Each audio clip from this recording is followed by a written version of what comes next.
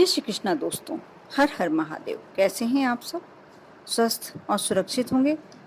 दोस्तों, गुरुवार का दिन गुरु बृहस्पति का दिन माना जाता है और जिसका गुरु ग्रह प्रबल होता है उसके जीवन में क्या क्या स्थितियां पॉजिटिव होती जाती हैं।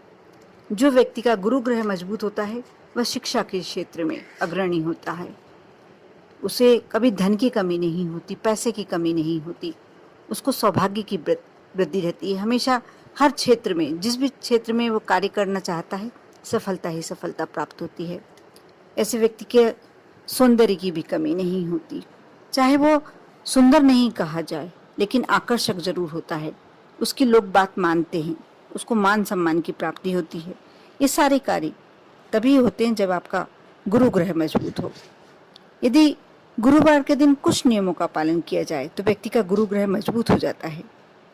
जैसे बहुत सहज सी बात है, सबसे प्रथम गुरु आपका कौन होता है? आपने जब जन्म लिया उसके बाद पहली शिक्षा किसने दी? आप कहेंगे स्कूल में गए थे? नहीं, सबसे पहला गुरु आपके माता पिता। चलना सिखाते हैं, खाना सिखाते हैं, बोलना सिखाते हैं। यानी सबसे मुख्य बात यह है, यदि आप अपने घर के वरिष्ठ व्यक्तियों को सम्मान देते हैं, उनसे हर कार्य आज्ञा लेकर करते हैं, उनको जितना सम्मान मिलना चाहिए उतना सम्मान देते हैं, उनका ध्यान रखते हैं, तो आपका गुरु ग्रह प्रबल हो जाता है। और वैसे ही आप अपने गुरु को, जिसने प्राथमिक शिक्षा दी, आप जिस स्कूल में गए, और जो भी आपका गुरु है उसका सम्मान करना चाहिए।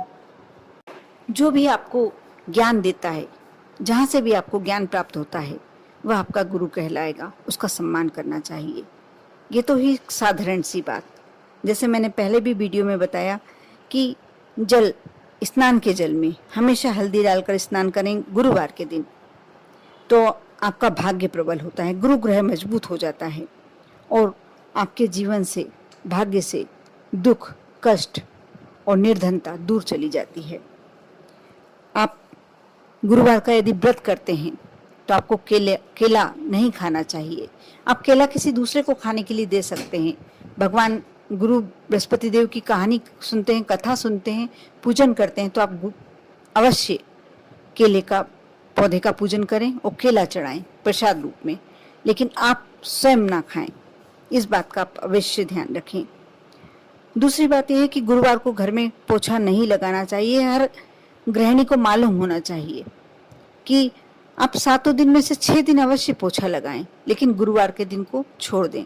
जहां आप बिल्कुल नहीं रह सकते, जैसे आपको लगता होगा किचन में शुद्धता तभी आती है जब पोछा लगता है, आप वहां का लगा लें, लेकिन पूरे घर को कोशिश करें कि उस दिन पोछा ना लगाएं। इससे आपका भाग्य प्रबलता की ओर बढ़ता है।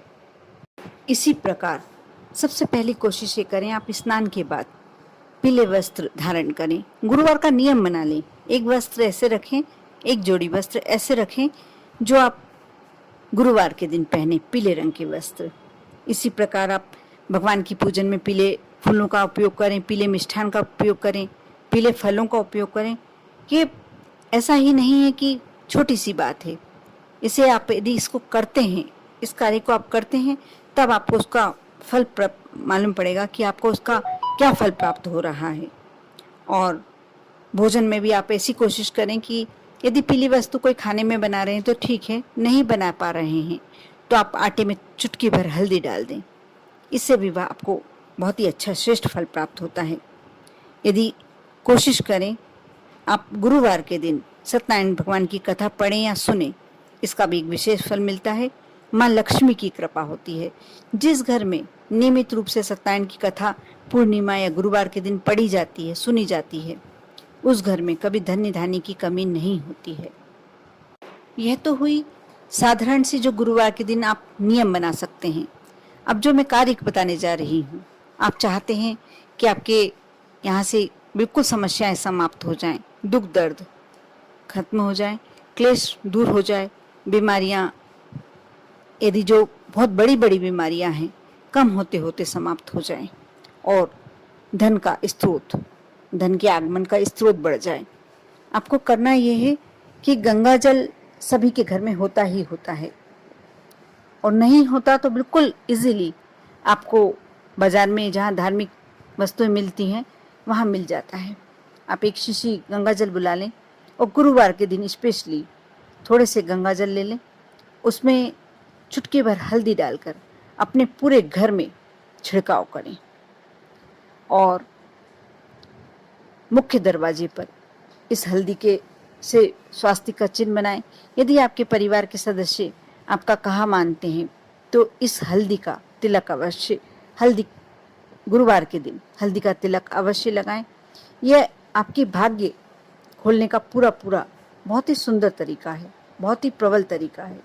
आप यदि गुरुवार के दिन हल्दी का तिलक लगाते हैं तो जिससे भी मिलते हैं वह आपकी बातों से इम्प्रेस होता है, आपकी बातें सुनना चाहता है, आपको मान सम्मान धन सभी की प्राप्ति होती है।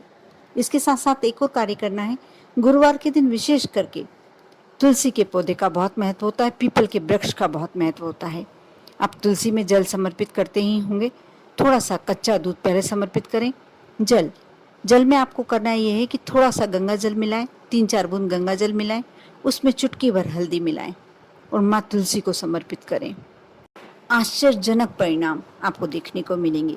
इसके साथ साथ आपको पीपल के वृक्ष में, क्योंकि पीपल के वृक्ष में उस दिन माँ लक्ष्मी और भगवान विष्णु का वास होता है, लेकिन करना आपको उसकी जड़ में ही है।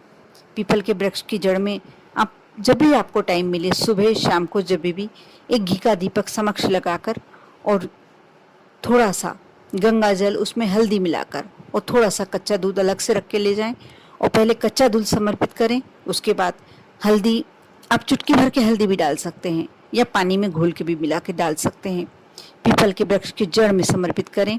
और यदि आपके घर में कुछ पीला मिष्ठान नहीं है तो आप गुड़ ले आ सकते हैं। गुड़ और थोड़ी सी चने की दाल गलाकर आप पीपल के वृक्ष में डाल दें। जैसे जैसे चींटियां भक्षण करेंगी, जैसे जैसे उस चने की दाल को और गुड़ को चींटियां खाएंगी, आपने समर्पित किया है माँ लक्ष्मी और भगवान विष्णु की तो कृपा होगी ही होगी, लेकिन जैसे जैसे वहाँ रहने वाले जीव कीट उस गुड़ का और चने की दाल का भक्षण करेंगे, वैसे वैसे आपके यहाँ धन आने के रास्ते बढ़ने लगेंगे। बहुत ही सरल उपाय है, और क्योंकि गंगा जल श्रेष्ठ है और आपने शायद भागवत कथा सुनी होगी तो उसमें कहा भी है, भगवान कृष्ण ने स्वयं कहा है कि वृक्षों में पीपल का वृक्ष में हूँ। और जब गुरुवार के दिन भगवान विष्णु का वास, माँ लक्ष्मी का वास पीपल के वृक्ष में होता है, वैसे तो 7 दिन ही होता है, लेकिन विशेष करके गुरुवार के दिन माँ लक्ष्मी का वास होता है, भगवान विष्णु का वास होता है। आप जब हल्दी मिश्रित, गंगा जल मिश्रित जल समर्पित करते हैं, कच्चा दूध समर्पित करते हैं, घी का दीपक जोते हैं, तो आप मान कर चलिए कि आपके घर में लक्ष्मी को आने से कोई नहीं रोक सकता, सुख समृद्धि को आने से कोई नहीं रोक सकता, आपके जीवन में ऐश्वर्य में वृद्धि करने से कोई नहीं रोक सकता। आप विश्वास करके ये उपाय करें। बहुत ही छोटे छोटे उपाय हैं, कोई न मंत्रों का जाप है, ना आपको बहुत देर तक पूजन करनी है, बस छोटे छोटे कार्य करना है, थोड़ा सा समय निकालना है, कर देखें, विश्वास बनाए रखें। विश्वास के साथ यदि आप ये कार्य करेंगे तो ये मानकर चलिए कि आपको सभी तरह के सुख तो प्राप्त होने ही होने हैं। कर देखें। ओम नमः शिवाय।